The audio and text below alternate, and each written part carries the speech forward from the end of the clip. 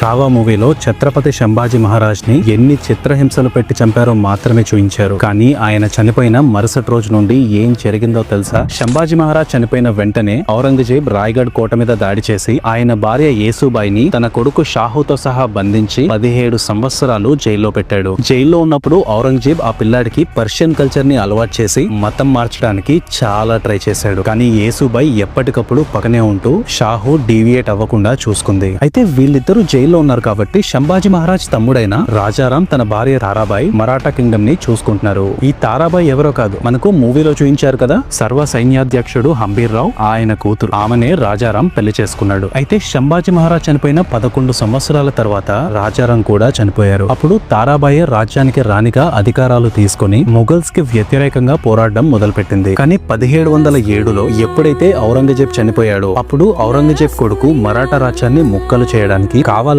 యేసుబాయిని షాహుని విడుదల చేశాడు. అప్పటికే అధికారంలో ఉన్న తారాబాయి షాహుకి రాజ్యాన్ని ఇవ్వడానికి ఒప్పుకోకపోవడంతో అంతర్యుద్ధం జరిగి షాహు తారాబాయిని ఓడించి 40 ఏళ్ల పాటు మరాఠా రాజ్యాన్ని పాలించాడు. సో ఇది సంభాజీ మహారాజ్ చనిపోయిన తర్వాత జరిగిన స్టోరీ. మీరు చావా మూవీని ఎవరితో పాటు అయితే చూసారో వాళ్ళకి దీన్ని ఖచ్చితంగా షేర్ చేయండి. అండ్ ఇలాంటి ఇన్ఫర్మేటివ్ వీడియోస్ కోసం touch of mister Telugu Instagram page ని ఫాలో అవ్వండి.